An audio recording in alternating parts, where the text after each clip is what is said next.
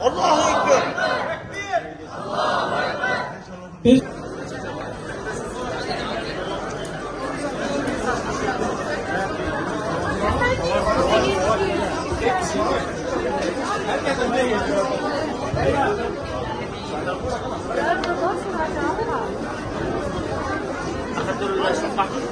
Allahu Ekber. Allahu Ekber. Allahu Ekber. Allahu Ekber. Allahu Ekber.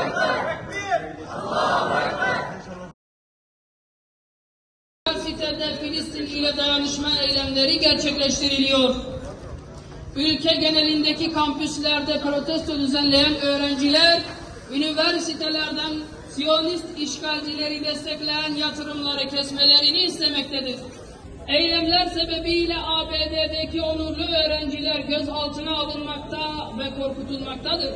Barışçıl protestolara devam edeceğiz demektedirler.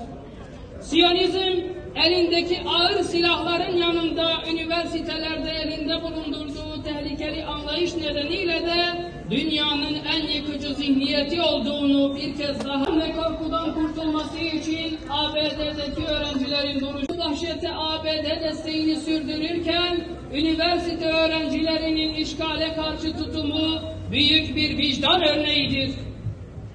İnsani ve vicdani hasletlerle Gazze direnişini destekleyen ABD'li öğrencilerle dayanışma içinde olduğumuzu Mardin Artuklu Üniversitesi öğrencileri olarak bildiriyoruz. Arkadaşlarımıza teşekkür ediyoruz.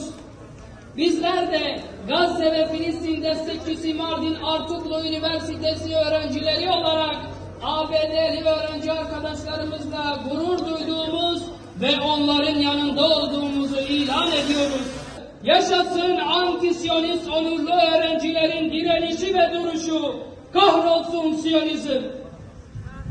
Students organizing protests